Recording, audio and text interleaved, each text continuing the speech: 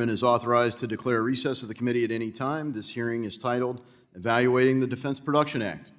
Without objection, all members will have 5 legislative days within which to submit extraneous materials to the chairman for inclusion in the record.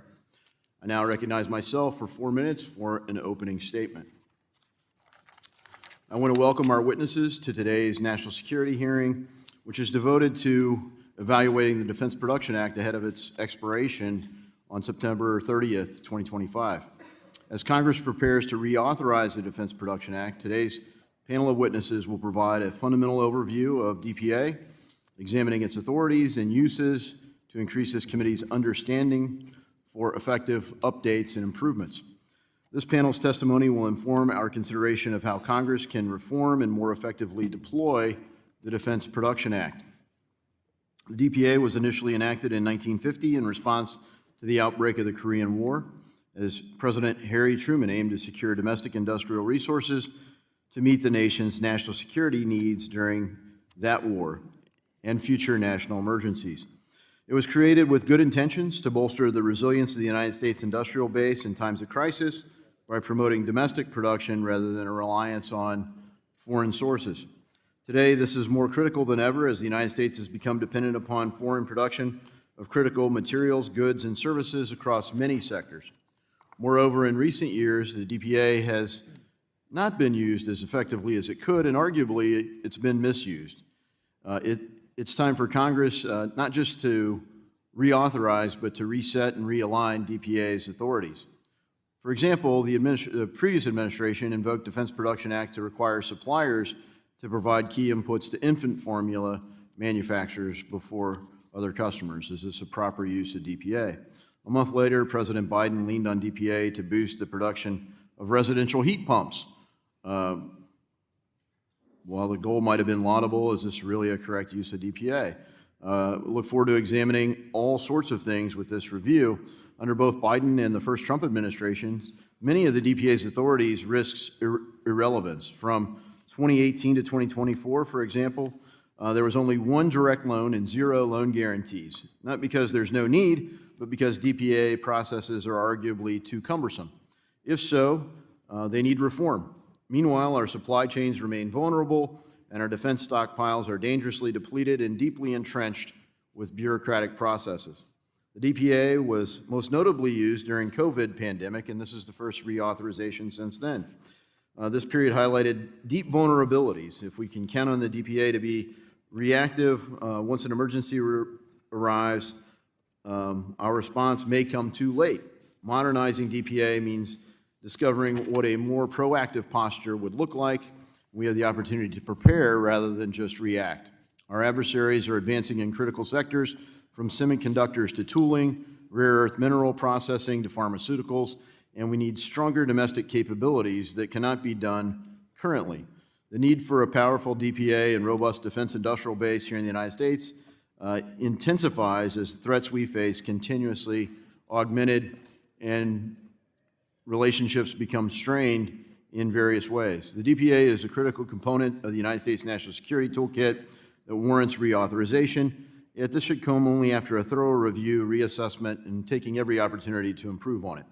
I urge my colleagues to focus on reauthorizing the DPA with purpose and commitment to national security and a robust, resilient future for our United States. Anything less could put our nation's future at risk. With that, I yield the balance of my time. I now recognize the gentleman from Illinois, Mr. Caston, for 4 minutes for an opening statement. Thank you, Mr. Chairman, for holding this hearing. Thank you for witnesses for appearing today. I am not the ranking member of this committee. I will make no claims to be able to fill into Ms. Beatty's shoes. I will brag only that I have a better hip because she is out getting surgery today to have that hip repaired, so she'll be back at full strength shortly. So the DPA gives the President authority to take various actions to ensure that the supply of materials and services are necessary for our national defense. Gives the President the authority to prioritize government contracts, waive international trade agreements, offer incentives within the domestic market to enhance production of critical materials and technologies, if deemed necessary for the national defense. We've seen many benefits in Illinois. Recently saw DPA invoked to help resources in shipbuilding, not because Illinois is on a port, but because Illinois has a lot of steel manufacturing. that was important to that need, and that's an important issue. Over the years, Congress has amended the definition of national defense to include emergency preparedness, energy production activities, critical infrastructure protection restoration, homeland security. We, of course, saw applications to face, when we were facing novel challenges, national security, from the COVID-19 pandemic to the increasingly devastating effects of climate change. To tackle those issues, the executive branch has appropriately used the DPA to produce ventilators, vaccines, as well as to accelerate domestic manufacturing of clean energy technologies. In 2022, the Biden administration invoked the DPA to develop and reshape supply chains for transformers and other grid components, solar panels, heat pumps, hydrogen fuel cells. That's relevant because the Department of Defense, on a bipartisan basis going back for decades, has listed climate change as a threat to national security, all the way back to 2008, saying that it must be a part of every strategic decision the department makes. I wish my Republican colleagues didn't criticize the use of the DPA to support cleaner and cheaper energy sources, because it's important. We want electric grid resiliency, but we politicize this. We accuse President Biden of accusing the DPA to advance his agenda. I would argue that the DPA is an important tool to mobilize the U.S. industrial base to meet the demands of national defense, including energy security and independence. And I'd note that President Trump recently invoked the DPA to promote the development of nuclear energy, which the president argues is necessary to achieve energy independence. Also a cleaner source, maybe not a cheaper source, but let's not pick winners, but let's make sure that we do acknowledge that energy security is important. But I do want to acknowledge that I think my Republican colleagues raise a good point. Congress has a long history of solving problems by asking the executive branch to solve them. And then we have a long history of complaining that the executive branch abuses the power that we gave them. And we can choose where that sits, but that is an ongoing issue. And I think a lot of us on the Democratic side have concerns about how the current occupant of the White House is also abusing some of these powers. We've seen this not in the DPA, but in the International Emergency Economic Powers Act, where the president has declared that there's an emergency that requires the imposition of tariffs. IEPA is not a tariff statute, but it's being used that way. We've seen more recently in the Twitter feud between the president and Elon Musk, Steve Bannon saying that the president should use the DPA to seize SpaceX in retaliation. That is not how the DPA works. And so in this context, I think it is appropriate in this moment that we are discussing how Congress intended the DPA to function and how, if at all, we should tweak the DPA to make sure that Congress continues to fulfill its responsibilities as the Article I branch, and I would submit to you the best branch among the three in Congress. Look forward to the discussion, and I yield back. Thanks, Mr. Caston. I now recognize the chairman of the full committee, Mr. Hill, for 1 minute. I thank you, Chairman Davidson. America is navigating one of the most dangerous and complex global threat environments in recent history. Our adversaries are accelerating innovation, scaling production, and heavily investing in their own national defense capabilities. It's critical that the United States keeps pace and expands our dominance as the leader across the free world. That requires not just military might, but economic resilience, financial agility, and industrial strength. Today, this subcommittee will review the Defense Production Act ahead of its reauthorization. We will explore ways to use the Defense Production Act to secure supply chains and strengthen our domestic industrial base, while ensuring that our agencies have the tools they need to meet these 21st century threats.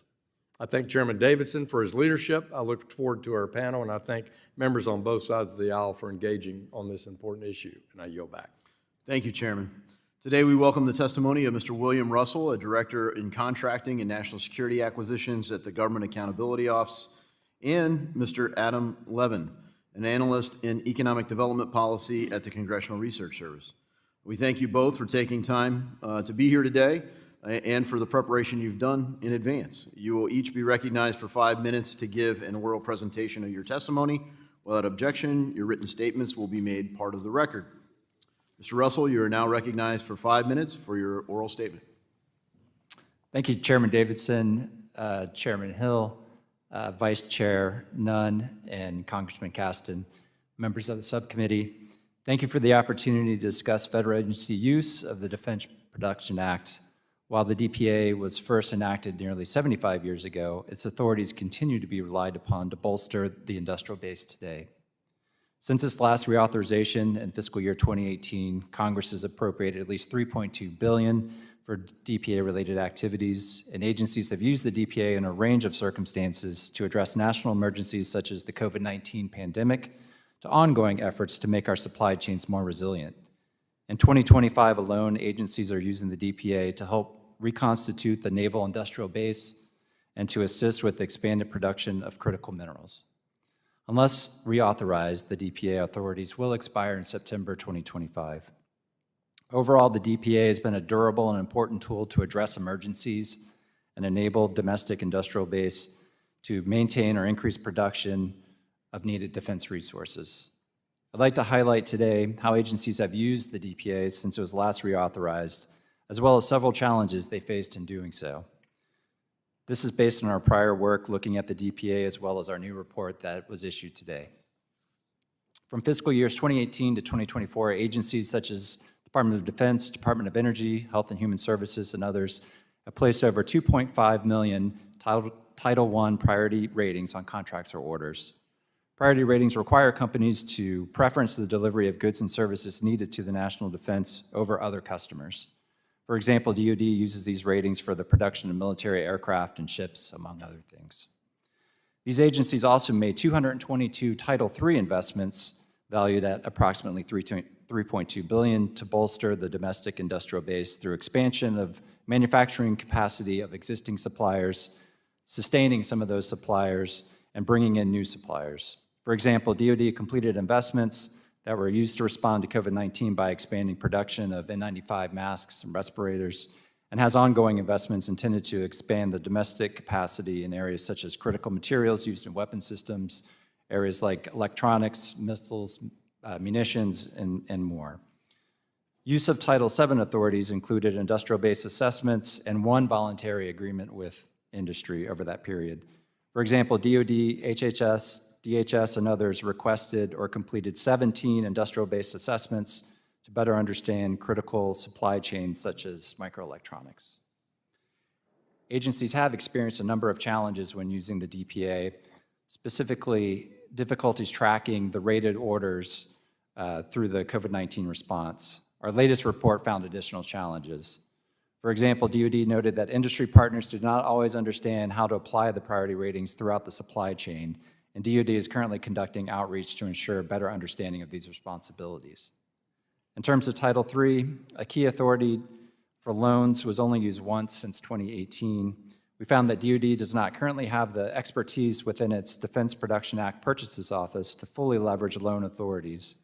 Additionally, the DPA-wide coordinator, currently FEMA, has not collected and shared lessons learned leveraging DoD's extensive experience with Title III commitments over the years, but doing so could benefit other agencies like HHS.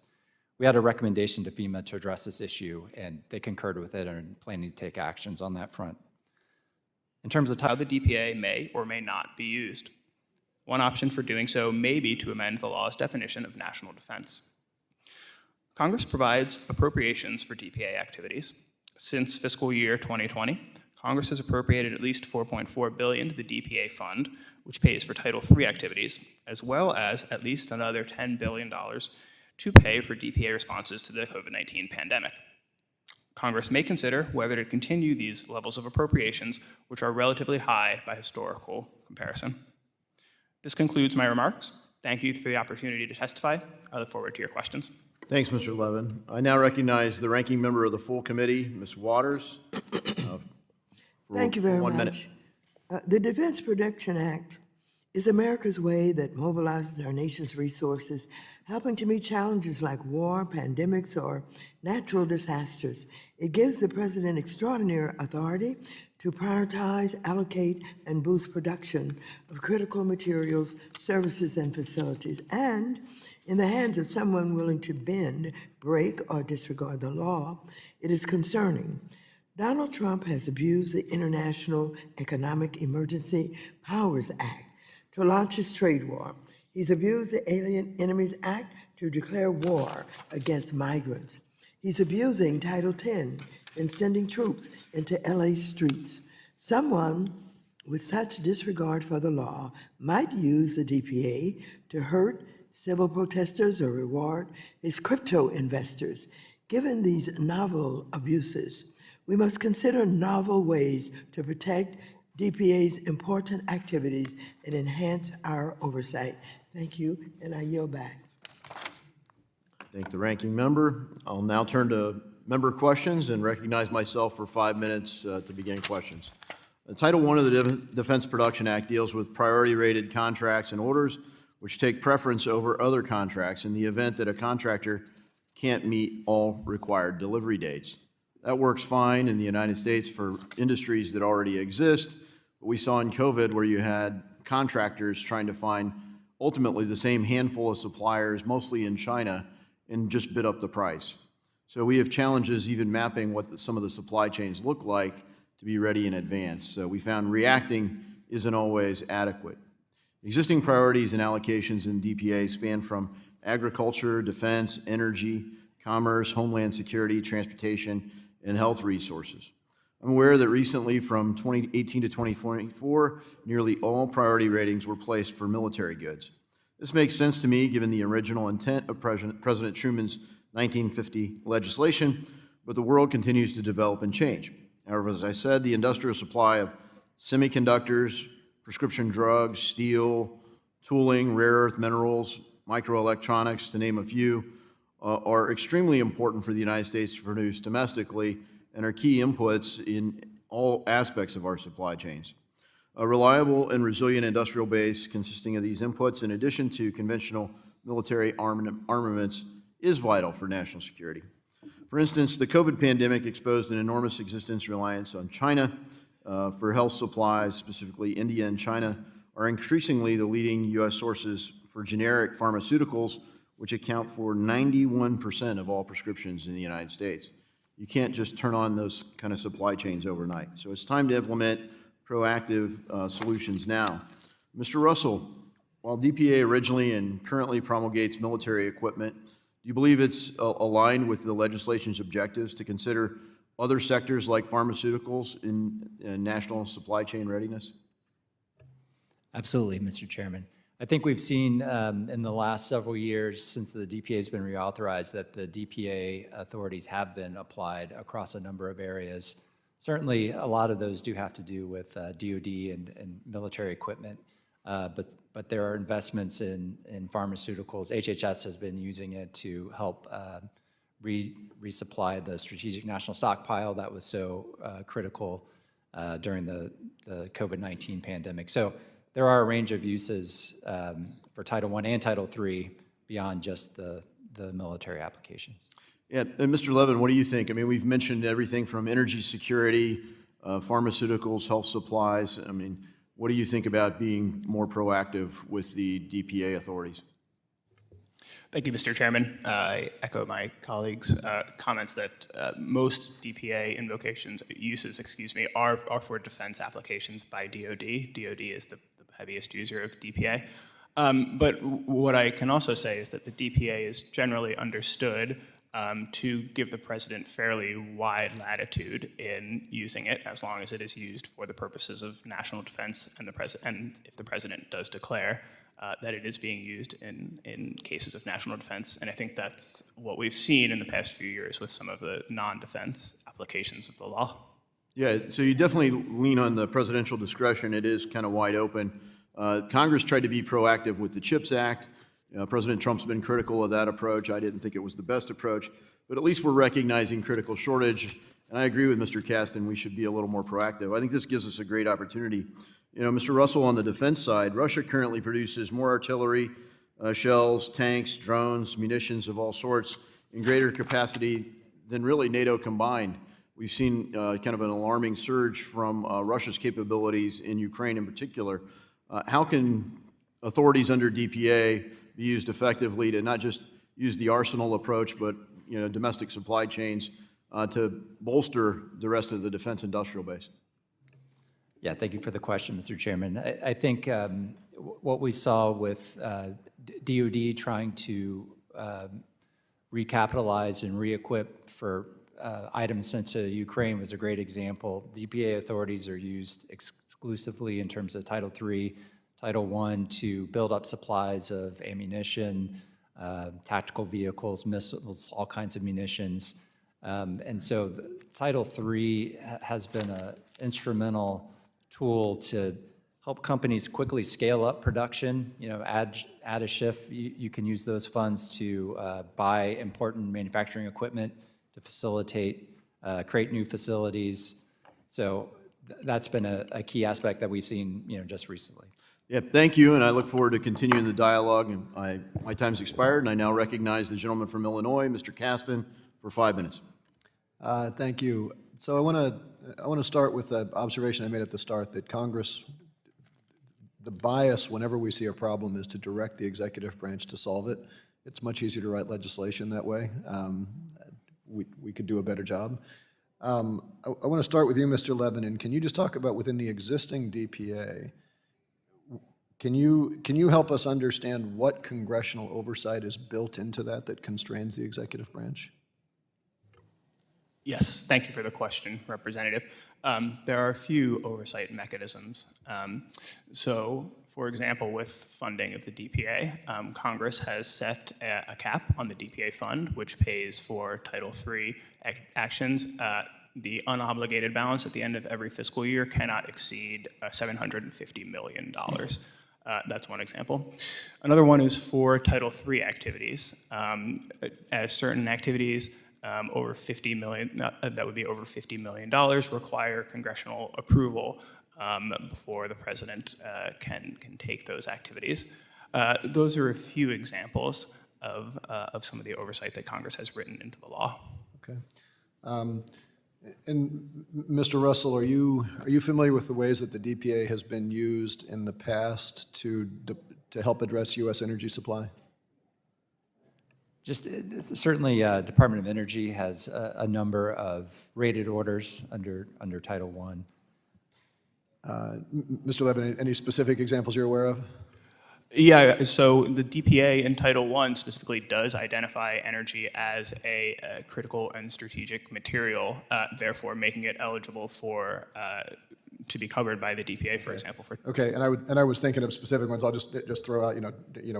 President Ford used the DPA to build the Trans-Alaska oil pipeline.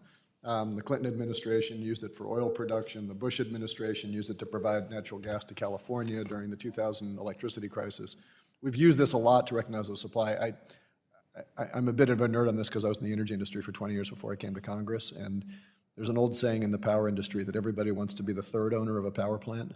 I think it's also true for refineries. I think it's also true for transmission lines. You have no control over your commodity cost. You have no control over what you're producing, but you got a ton of capital that's sitting on thin margins.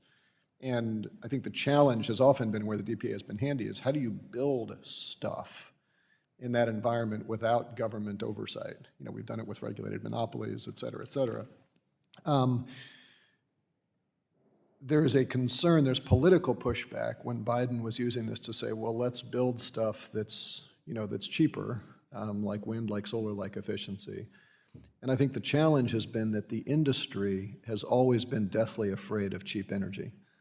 Because if you build cheap energy, it lowers your margin, and you got a bunch of capital that hasn't been recovered yet. There's this pushback from Trump who's saying, well, I want to use the DPA to build nuclear, which is really capital intensive, has a low marginal cost, but takes 15 years to build. And so we've had the NextEra CEO, John Ketchum, has warned that what the White House is doing right now could lead to significant energy shortages and reliability challenges because you still have this challenge of how the private sector is going to build and what are they going to allow to build. So I guess what I'm wondering for either of you who want to answer is, if you have this tension between building cheap energy that will benefit consumers or building expensive energy that will benefit producers, does the DPA in any way constrain, whether in Title I or Title III, how the executive branch should balance the interests of energy consumers, AKA 330 million Americans, versus energy producers, AKA a handful of Americans? Does the DPA constrain that trade-off? I can try to address that, Congressman. I think the way we've seen it is the DPA is just so those are the larger policy questions, and then the DPA is the tool to execute decisions on that policy. So certainly the Title III investments can help, whether it's loans or expansion of manufacturing, can help push a particular supply chain to get bigger. But in terms of the larger framework, So the DPA does not direct the political equities. And this sort of it's gets to my larger agnostic point in of that we in Congress should be grappling with those political equities. And I would love to see us have a DPA that says if we're going to give that power to the White House, I'd like to see us put consumers first, and I'd welcome any thoughts, and I realize we're out of time, about how we might structure the DPA to ensure that we are always using that very powerful tool to put the interests of Americans first, not just put the interests of American energy producers first. Thank you. I'll yield back. Thank you, Mr. Caston. The gentleman from Kentucky, Mr. Barr, who's also the chairman of the Subcommittee on Financial Institutions, is now recognized for 5 minutes. Thank you. Well, if it wasn't for regulations, cheap, affordable energy would be fossil energy. Regulations are what's driving up the cost of conventional energy. Mr.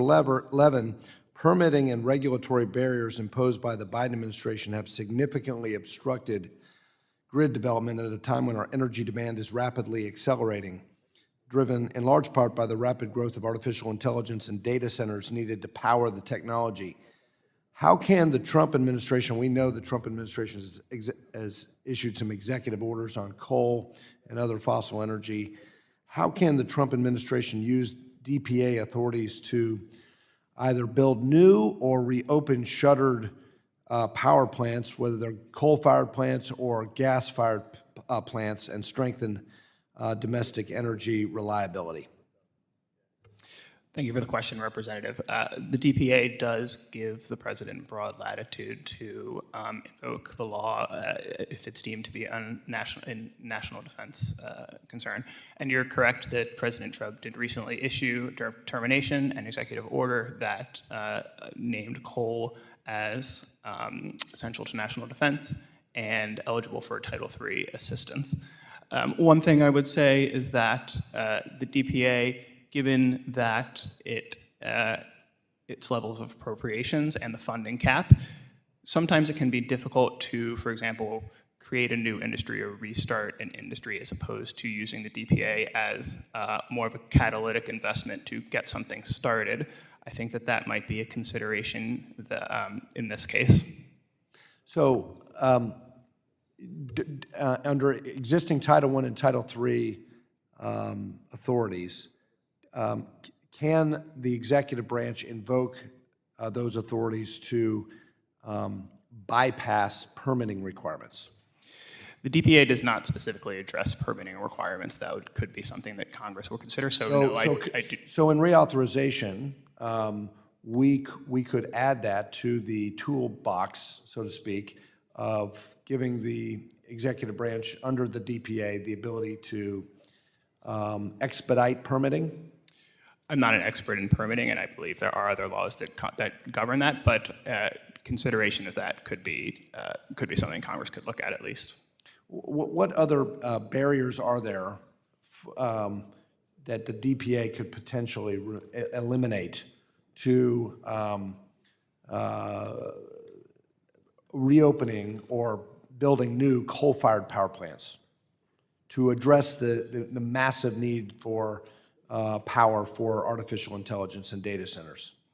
Well, again, the DPA, the president can invoke it to provide awards, for example, under Title III to companies, to coal companies, for example, or other energy companies that the president has determined to be essential to national defense.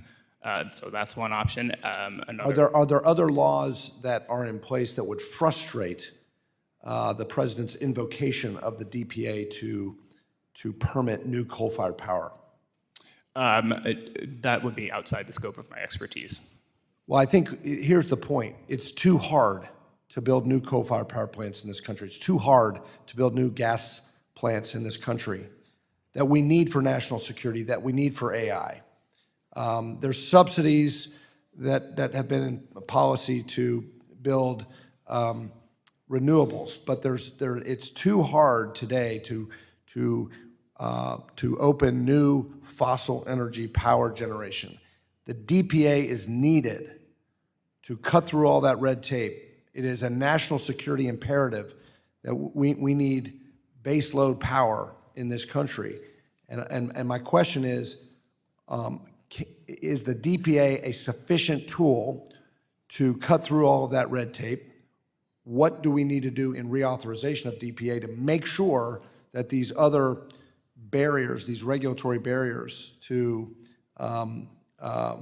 reliable, affordable energy are removed? Congressman, I think that the DPA is one tool that is available to the president and to the government.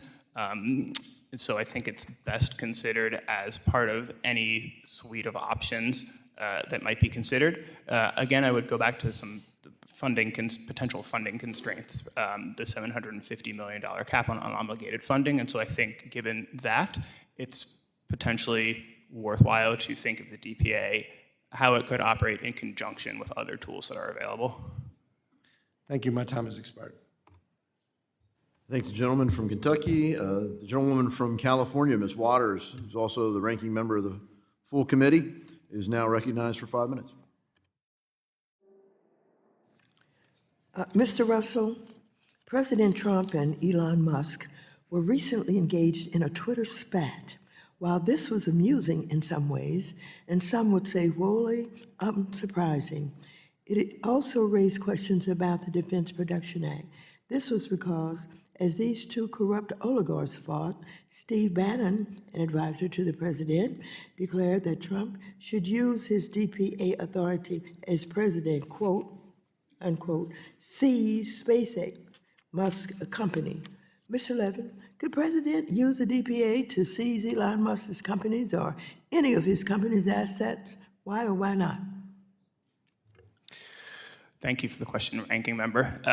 As the DPA is currently constructed, it does not allow for the requisitioning of companies. There was a title that lapsed in 1953 that did provide for a requisitioning of private businesses under some circumstances, but that is no longer an active title.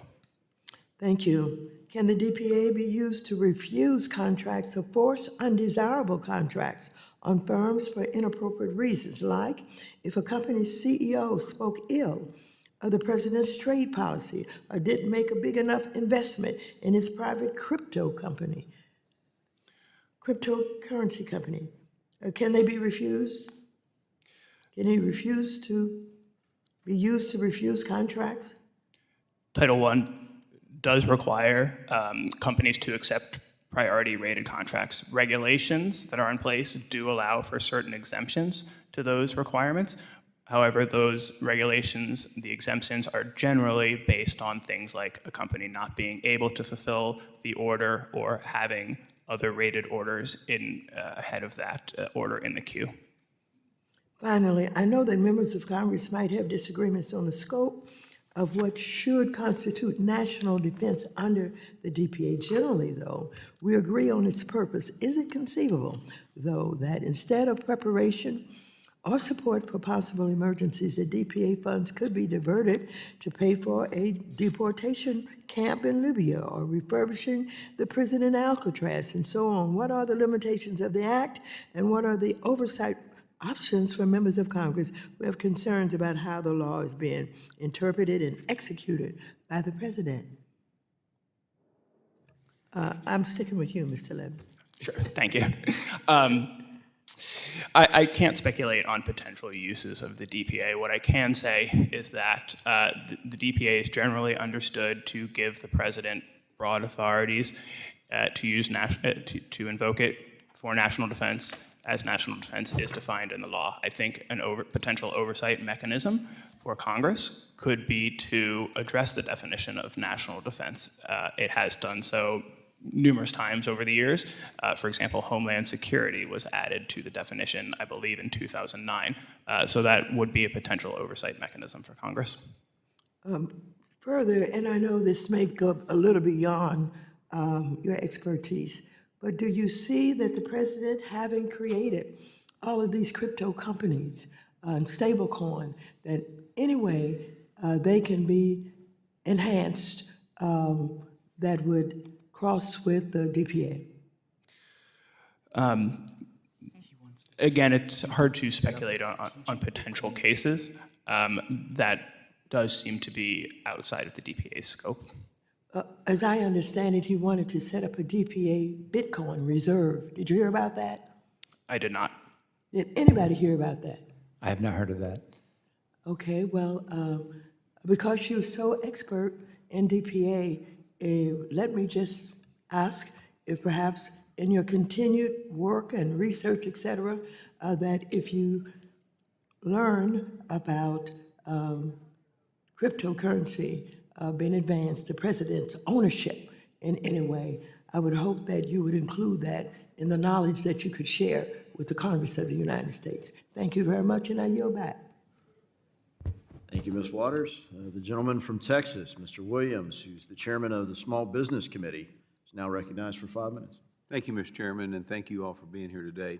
When the Defense Production Act is activated in an emergency, the federal government turns to large contractors to fulfill urgent needs. Now, but these larger corporations do not operate in a vacuum. They rely heavily on small businesses for parts, components, and especially services. What often happens is that large primes pass DPA-driven expecting small business to absorb costs, ramp up production, or shift their operation to a moment's notice. These small businesses are willing to do their part, but they often lack the resource or flexibility to make those changes quickly without taking a hit. So, Mr. Russell, how can we ensure that small businesses are protected when DPA authorities are deployed in an emergency? And what can be done to prevent unintended negative impacts on small suppliers and contractors further down the chain?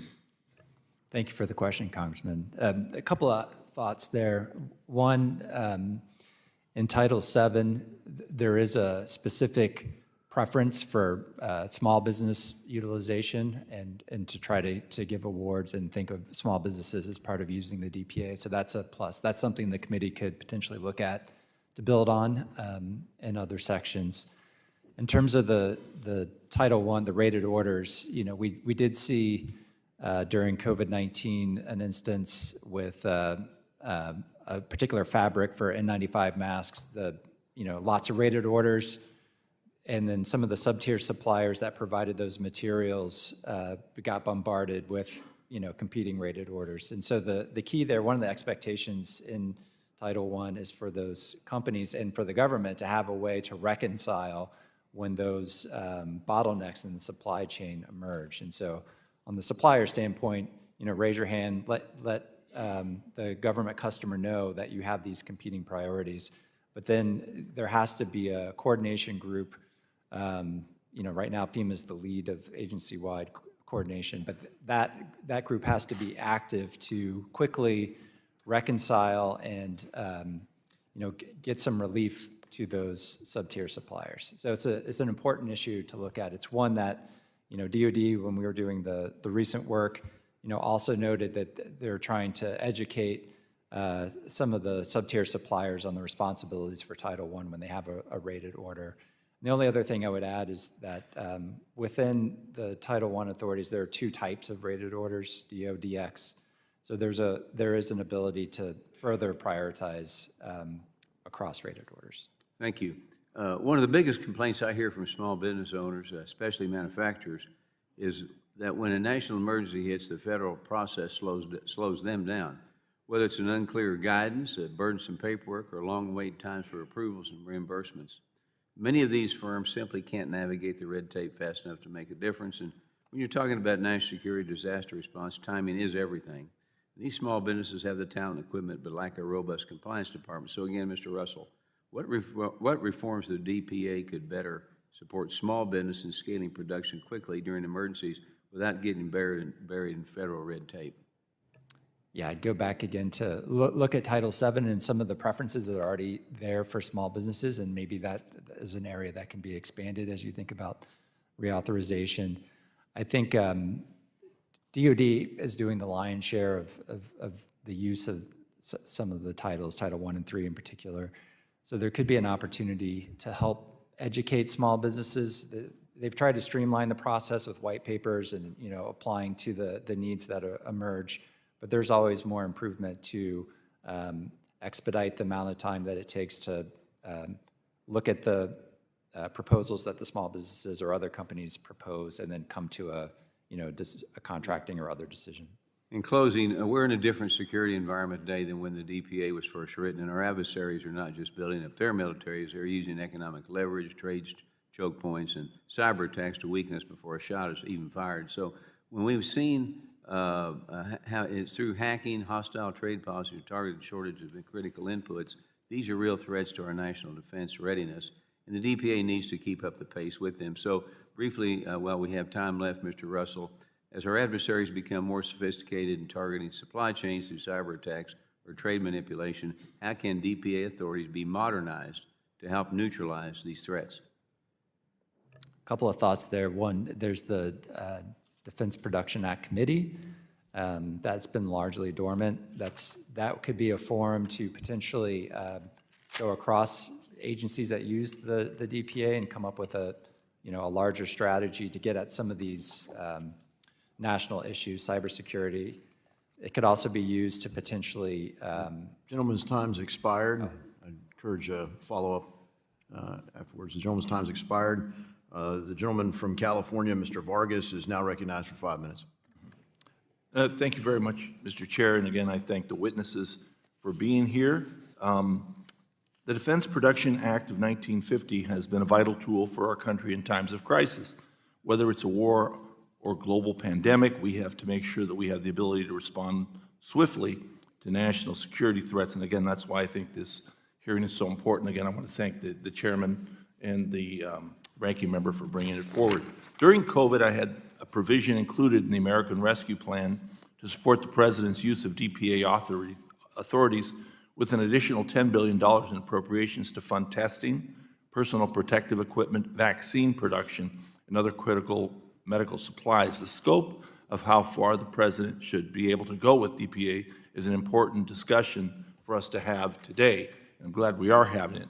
In San Diego, we're proud to have a strong shipbuilding presence and a number of shipyards, but China's growing dominance in shipbuilding may threaten our national security.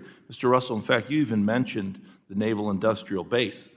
But according to a recent report, China's largest state-owned shipbuilder built more commercial vessels by tonnage in 2024 than the entire U.S. shipbuilding industry has built since the end of the World War II.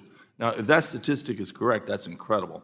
So how can the DPA be used strategically as a tool to support this domestic shipbuilding that I think is so vital? Yeah, absolutely. And there was a recent executive order to tackle the Naval Industrial Base, so that gives authority to use Title III, which can definitely help. We'll see it play out over time, but in terms of funding to expand the capacity of our shipbuilders, to hire more staff, to get the critical equipment they need, castings and forgings is another area where DPA investments are used to help facilitate shipbuilding.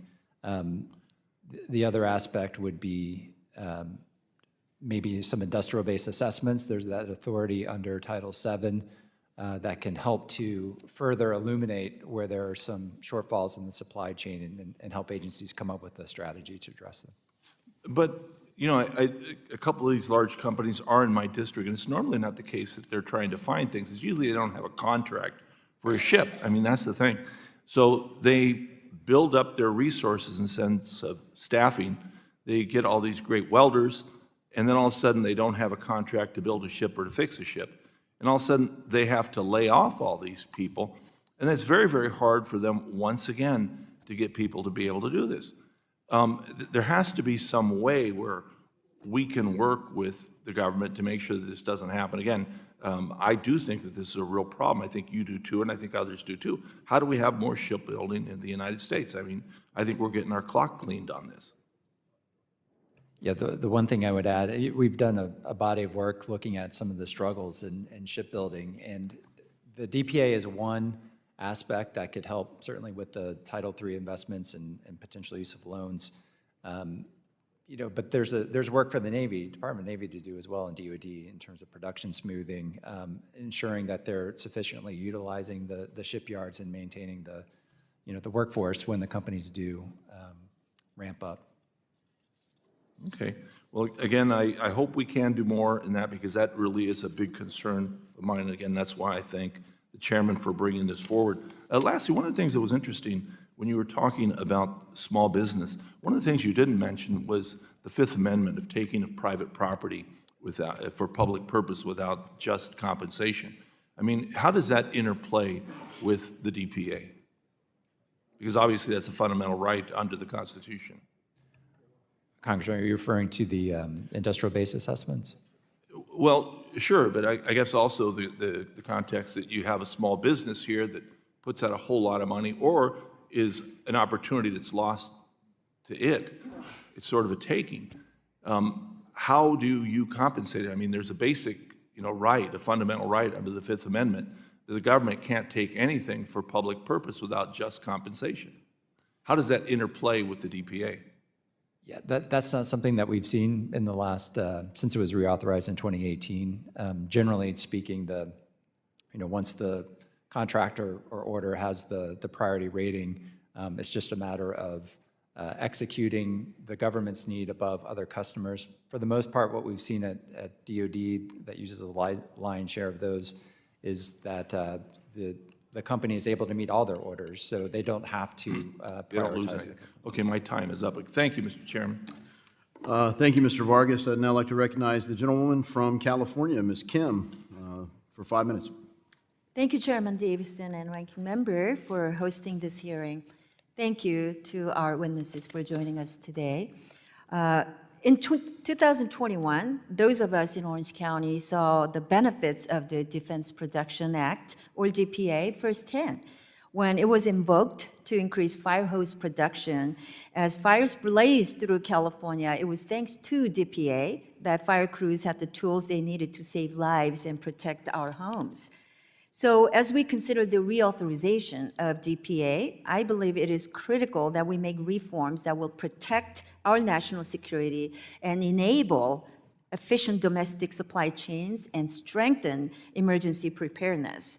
And one method of achieving that goal is reforming the DPAC, the Defense Production Act Committee. The goal of DPAC was to result in real coordination at the cabinet level and ensure that the president had effective advice on how to utilize the DPA appropriately. But unfortunately, it does not seem like DPAC is fulfilling that role. Mr. Levin, what reforms should we consider to ensure that DPAC fulfills that mandate? Thank you, Congresswoman. I think there are a few things Congress could consider. So when the DPAC was established, it had purview for reporting on all of the DPA Title I, Title III, and Title VII. It was also in statute required to have an executive director. An executive director does not appear to have ever been appointed, and in the later reauthorization, I think it was 2014, the DPAC's remit was reduced to just Title I from all the authorities. So I think Congress could consider whether it wants to go back to the DPAC's original mandate and what tools might be able to strengthen it in doing so.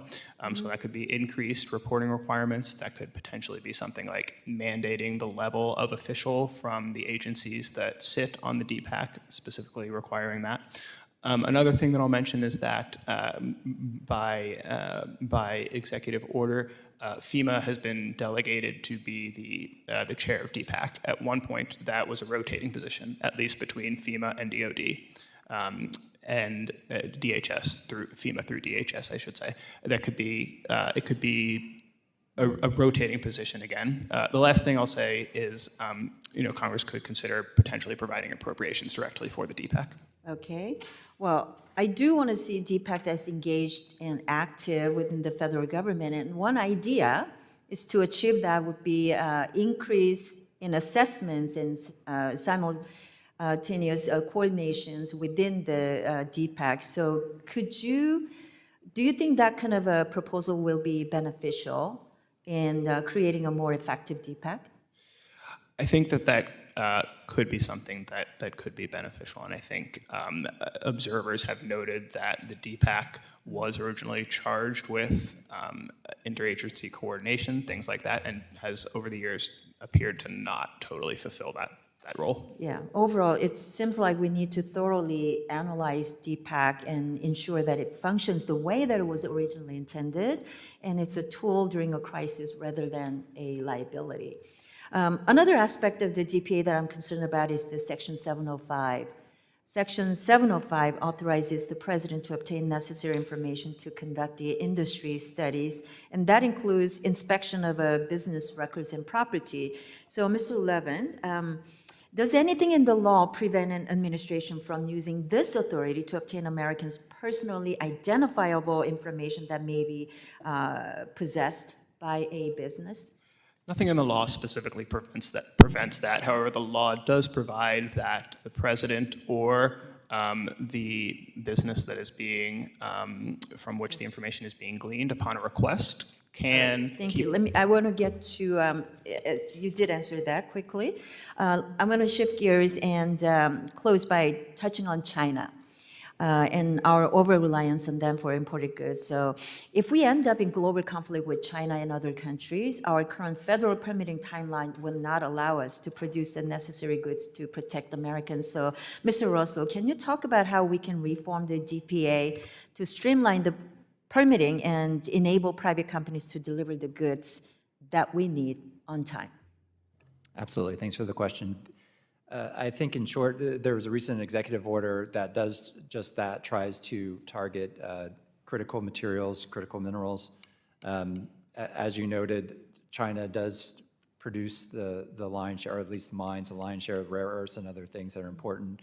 And we've seen some instability in that supply over the last few months. The gentlewoman's time has expired. The gentleman from Thank you, Illinois, Ioba. who's also the ranking member of the Financial Institutions Subcommittee, Mr. Foster, is now recognized for 5 minutes.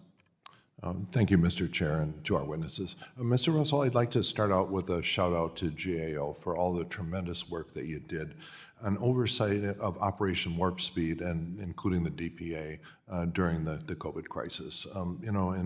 Early on, I think in about April of 2020, I led a letter from Congress basically encouraging the administration to do Operation Warp Speed.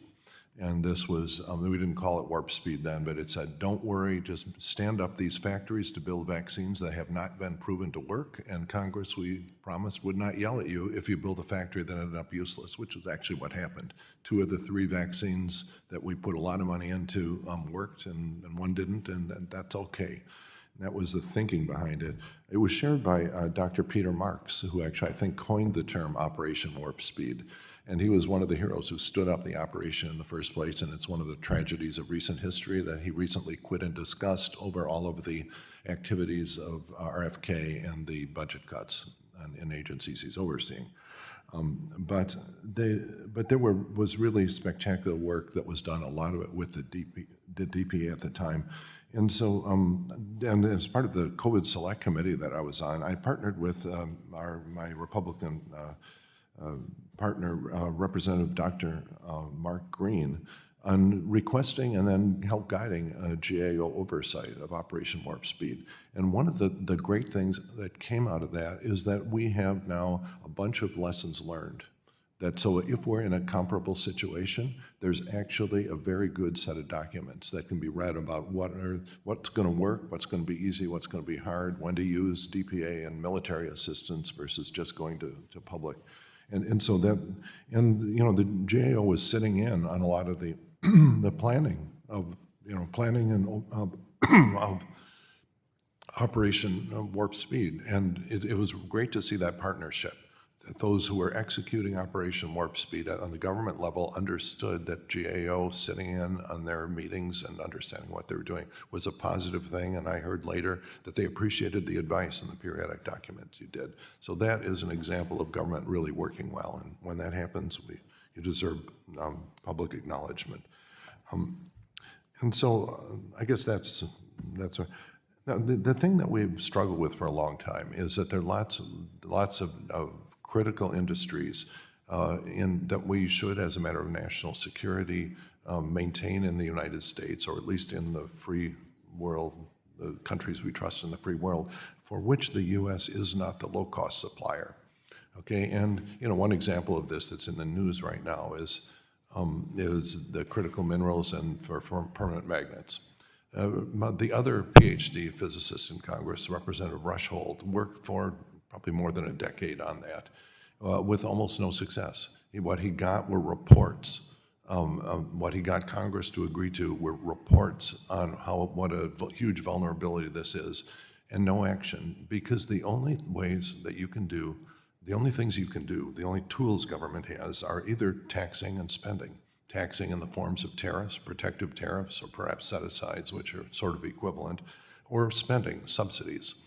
And the problem that Rush Holt ran into in trying to get some action ahead of time on critical minerals is that he was faced with Republicans who would not tax and would not spend, even to protect what has turned out to be a really, really critical part of our supply chain. And so my question, I guess, if you look at the two tools, the two basic approaches, tariffing or set-asides, which are sort of equivalent, they have the feature that, yes, you can protect a U.S. industry, but it makes that industry less competitive. You can see that in military set-asides, where the military stuff is just way overpriced compared to commercial markets. Or you can subsidize, which is sort of what we did during trying to get the chips in science and chip production. So do you have any observations on how effective those two tools are, which if we have to create some amount of taxpayer debt, how do you do the balance on that? Well, I can speak to the other side of the ledger, certainly the subsidizing using the DPA. We've seen that through purchase commitments and other arrangements, a lot of support across some vital supply chains that DoD and others have identified, whether that's hypersonics, emerging things like biomanufacturing. Well, if you can respond for the record with anything that's written to sort of give us guidance on when the subsidies are the best approach and when the taxes and tariffs are the best approach, that would, because that's what I've been struggling with for my time in Congress. Absolutely. I can take that back because I didn't have the expertise on that. And again, you guys did great work, and please pass that on. Thank you, Mr. I will, Ross. certainly. The gentleman's time has expired. The gentleman from Iowa, Mr. Nunn, is also the vice chairman of the Subcommittee on National Security, is now recognized for 5 minutes. Well, thank you very much, Mr. Chairman, and thank you both for being here today. I think we all recognize the Defense Production Act is one of the most valuable tools in the arsenal for the U.S. to be able to protect itself. I just want to say, first and foremost, I believe strongly in a free market. I think we all agree that private property rights matter. But I also recognize that there are things that are so important to this nation's security that we must have a whole, not a government approach alone, but a whole of nation approach to being able to tackle these challenges and provide the security for every American. As geopolitical tensions rise across the world, we must ensure that this 1950s version of a DPA continues to evolve with it. This Congress, I believe, needs to be able to provide President Trump and all future presidents with a fully armed and updated DPA that allows the executive branch to strategically address our national security threats. And I speak from a position here where I would like to highlight two bills that we're working on. First, the FORCE Act, as well as the CLEAR Act. Two updates to the DPA, working with friends on the other side of the aisle here, Representative Jim Himes, to be able to move forward. Now let's look back where this came from. Look, at the advent of World War II and onwards, General Motors changed cars into tanks. Boeing took commercial aircraft and turned them into a fleet of Boeing 17 Stratofortresses, which he'd never had before. Kaiser alone produced 3,000 ships in over 2 years. And he didn't do it alone. He brought in the best leaders from government and industry working together. So, Mr. Russell, you're the Director of Contracting at the National Security Acquisitions and Government Accountability Office. During a national security emergency where a president would enact the DPA, do you believe it would be beneficial for the executive branch, cabinet, and members of Congress to have guidance and feedback from members in the private sector? Yes, and that's a little used part of the DPA, which is the executive reserve. As we look back over the last several years, since the last reauthorization, no executive reserves were set up across the agency. So that is an area where, certainly with COVID, that was the stress test of the DPA in a number of ways. There needed to be coordination with companies as decisions were being made. So the executive reserve I would is agree one with tool. you here. Look, this is why not only the reserve, but what we're working on together as a Force Act would bring the best leaders in industry back to the table and have these conversations. Perfect example right now. Look, one shipyard in China has built more ships in 2024 alone than the entire United States has produced since World War II. If we think the Department of the Navy is up to the chops of being able to catch up, I think we'd all be wrong. And I'll speak as an Air Force guy. If we can't even get a new plane for the president done on time, we're going to have a real hard time trying to do this internally. We must be seeking out, through this DPA, the opportunity to bring in expertise from the field. I'd also highlight here that President Trump has secured a massive critical mineral deal to combat China's dominance in this sector. Would you agree with me that the U.S. could leverage the DPA to help bring on and prioritize critical minerals for things that are needed for national security? Absolutely. And I think those efforts are already underway. I think that this DPA has an opportunity to help lead in that charge. I'd also look at private capital procurement. Financial services companies in my district in Iowa are looking at how they can contribute to providing capital for the national security sector. Right now, taxpayers alone shouldn't be on the hook for covering all of our national defense. This has to be a whole-of-country approach. Would you also agree that private capital has a role in helping to alleviate some of the inventory financing constraints that currently plague our departments of defense? Absolutely. Private capital is an important part of investments in new and innovative technology that the government would want to use. One of the things that we've seen is a lack of use of the loan authorities under Title III. And if nothing else, some of those signals, the use of those loans can provide a demand signal to industry and also help cultivate then, private capital I would agree. come in the mix. This is something that also we should be looking at in the DPA. And finally, very briefly, Mr. Levin, look, we have reports that China is building over 50 mega data centers every single year. The United States has a hard time even keeping pace. But before we can build a data center, we need a workforce. We don't have enough electricians and linemen in the country right now to build the data centers that we need to even keep pace with this. Can the DPA also be used to look at things like building the workforce necessary to help protect our country? I think yes. I think that's an area also where there may be more opportunity for Congress to build that into the DPA. Excellent. Thank you very much. Thank you, Mr. Chair. I yield my time. Thank you, Mr. Nunn. The gentleman from California, Mr. Liccardo, is now recognized for 5 minutes. Thank you, Mr. Chair, and thank you both for your testimony.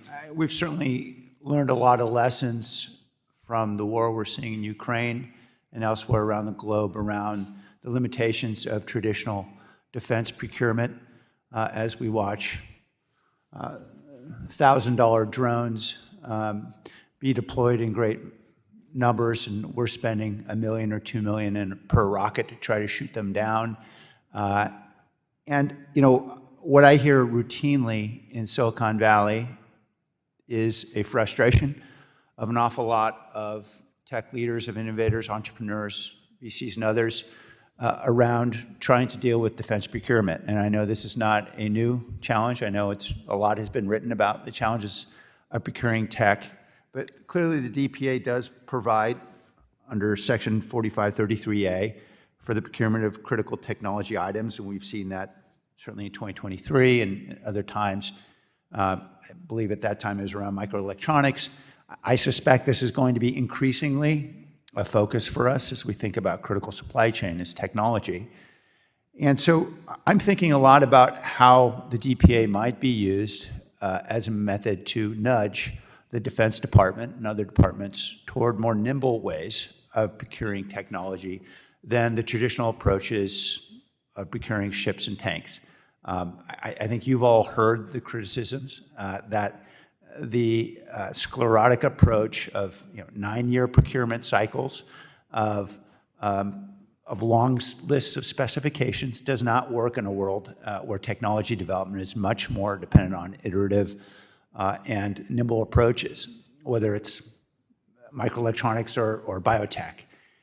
And so I guess my question is, how do you see that we could use this reauthorization as an opportunity to expand, for example, bipartisan efforts in support of the Defense Innovation Unit, which I know is, over the last decade has demonstrated one alternative approach, or as we saw with Operation Warp Speed, a better approach to procuring technology through the DPA. Thank you, Congressman. I can address that first, at least. I think one thing we haven't mentioned here today, which could potentially be relevant to your question, is mobilization planning. I think that is not something that is directly addressed in the DPA, but could be potentially in any reauthorization, having DoD or other agencies do mobilization planning and connect that to any DPA planning efforts could be something to potentially address that. Thank you, Mr. Levin. Mr. Russell? Yeah, I would just add that I'm glad you mentioned the Defense Innovation Unit. That's a key effort the Defense Department has to try to bring in those innovative companies and scale fast. So to the extent that Title III authorities, whether it's loans, as we talked about earlier, trying to attract private capital in conjunction with loan guarantees and other things that the government can do to help spur and foster that innovation could be a good thing. Thank you. I understand under Title III, we are entitled to impose conditions on how DPA appropriations are used, consistent with congressional intent. I understand we're not the committee that is going to reform defense procurement, and I understand that is not exactly what the DPA is about. But have there been other attempts to essentially nudge procurement in a more nimble future through the DPA? Have we seen that before? Are there examples we could look at as guidance?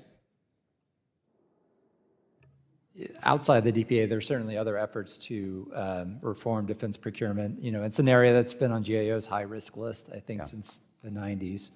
So just effort, usually it's the Defense Authorization Act would have the shaping legislation for the procurement reforms, but there's certainly more to be done.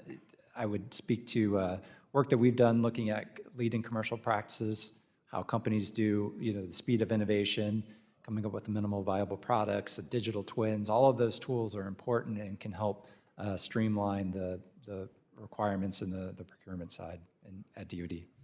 Thank you. I appreciate it, and I look forward to having conversations offline, particularly on mobilization, about how we might be able to do that in this legislation. Thank you, gentlemen.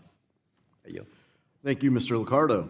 A gentlewoman from Michigan, who's Mrs. McLean, who's also the conference chair for the Republican Party, is now recognized for 5 minutes. Thank you, Mr. Chairman, and thank you for holding this hearing, and thank you both for being here. Appreciate it. Mr. Levin, I want to start with you. I like the public-private partnership idea arena. Can you discuss a little bit more of, and give me some examples of the successful voluntary partnerships between the government and industry that actually bolster our country's national defense? Because I do think we're onto something with this. Thank you, Congresswoman. The voluntary agreements provision of the DPA has not been used heavily over the last few years. I believe since FY18, there has only been one new one, and that was initiated by FEMA to address the COVID pandemic. The Department of Transportation, I believe, has one or two other active ones. So it is an area that the DPA provides for, but has not been used in very much in recent years. But do you have some examples of how it's been working successfully, those partnerships? Again, with the limited usage in recent years, it's hard to say, but the DPA was used during COVID, for example, Title I to procure ventilators, masks, things like that. Was it successful? It was able to purchase those things. There were also some criticisms from some places that FEMA, for example, didn't have the necessary expertise to fully implement its DPA authorities. Okay. Mr. Russell, how should this committee consider reforms to ensure that the United States does not have deficiencies in areas of critical defense, and what sectors, I'm thinking specifically maybe critical minerals, should we focus on? Thank you for the question, Congresswoman. I think DOD and their Industrial Base Policy Office, other aspects of the agencies that use the DPA, typically can outline what some of the key supply chain areas are that either are emergent or at risk. You know, critical materials, rare earths is one in the news recently. And to the extent that some of the authorities under Title VII with the industrial base assessments can be harnessed to coincide with areas where either we want to expand as a country or shore up some risks, that could be a positive thing. You just need to have that coordination so the left hand knows what the right hand is doing in terms of each of the agencies that have the DPA authorities. In coordination, I think you touched on something which is extremely important, I think, coordination. How do we do a better job of that, in your opinion? Give us some. Sure. Right now, FEMA is the government-wide coordinator of the DPA. There's a lot of activity around Title I authority, the priority ratings, but there could be more on Title III.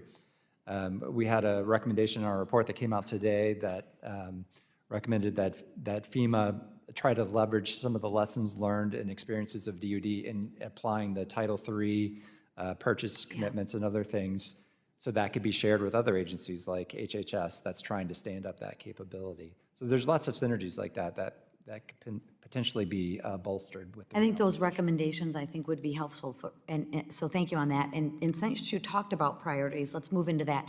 The DoD issued 300,000, roughly, give or take, 300,000 priority ratings each year. Seems like a lot. And my concern, if everything is a priority, then nothing is a priority. I mean, 300,000 priorities seems pretty large to me. What I'm wondering is, how can we reform the performance rating system so that we are actually using the DPA in a thoughtful, targeted manner, right? I mean, I'm not saying, but 300,000 seems to be a lot. How do we narrow that down and really funnel our criteria for making those decisions a priority? I would say for the lion's share of those priorities do relate to the Department of Defense, and they pretty much put priority ratings on all procurement contracts related to the big defense, major defense weapon systems, other activities. What we've heard from industry associations and in talking to the DoD folks that administer those programs is it's sort of baked in. The contractors understand their responsibilities for the priority ratings. The key is where there are bottlenecks or challenges that occur at the sub-tier, that those get elevated and then resolved quickly. Okay, my time has expired. Thank you. Thanks, Mrs. McLean. I would like to thank our witnesses for their testimony today. Without objection, all members will have 5 legislative days to submit additional written questions for witnesses to the chairman.